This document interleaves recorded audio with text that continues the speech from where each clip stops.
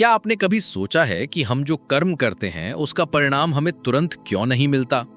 कभी कभी हम अच्छा करते हैं लेकिन बुरा झेलना पड़ता है, और कभी ऐसा भी होता है कि गलत करने वाला सुखी दिखाई देता है। तो आखिर ये रहस्य क्या है? कर्मों का फल कब और कैसे मिलता है? यही आज की यात्रा का विषय है। भारतीय दर्शन कहता है कि हर कर्म का परिणाम निश्चित है।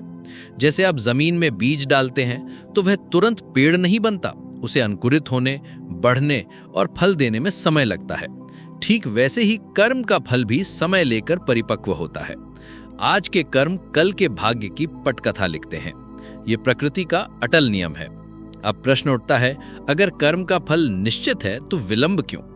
भगवत गीता में श्री कृष्ण कहते हैं, कर्मण्येवाधिकारस्ते मा फलेषु कदाचन, यानी तुम्हारा अधिकार सिर्फ कर्म करने में है, फल पर नहीं।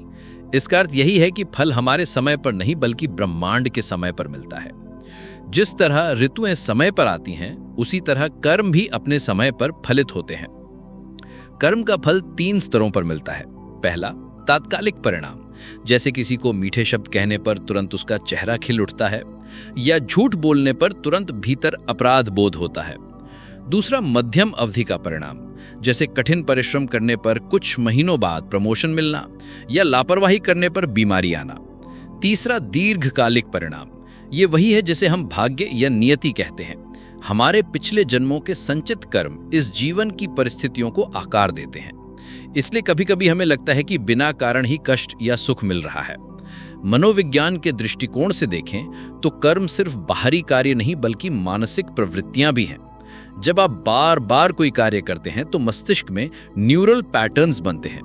यही पैटर्न आपके व्यक्तित्व और भविष्य का निर्माण करते हैं।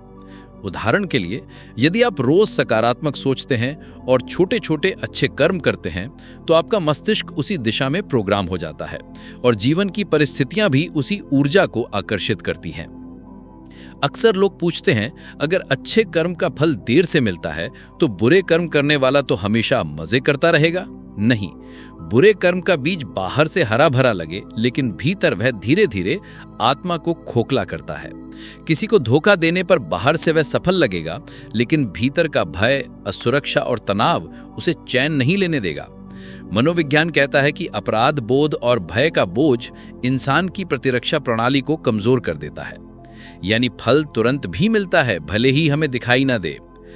कभी कभी हमें लगता है कि हमने तो मेहनत की फिर भी सफलता नहीं मिली, परंतु गहराई से सोचें तो सफलता सिर्फ मेहनत से नहीं बल्कि सही समय, सही अवसर और सही दिशा से भी जुड़ी है।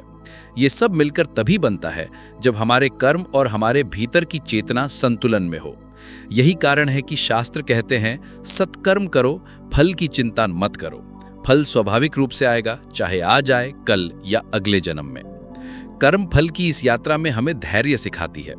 आज हम अधीर हो गए हैं, तुरंत परिणाम चाहिए, तुरंत संतोष चाहिए, लेकिन ब्रह्मांड का नियम है, बीज बोने और फल मिलने के बीच धैर्य का अंतराल होता है।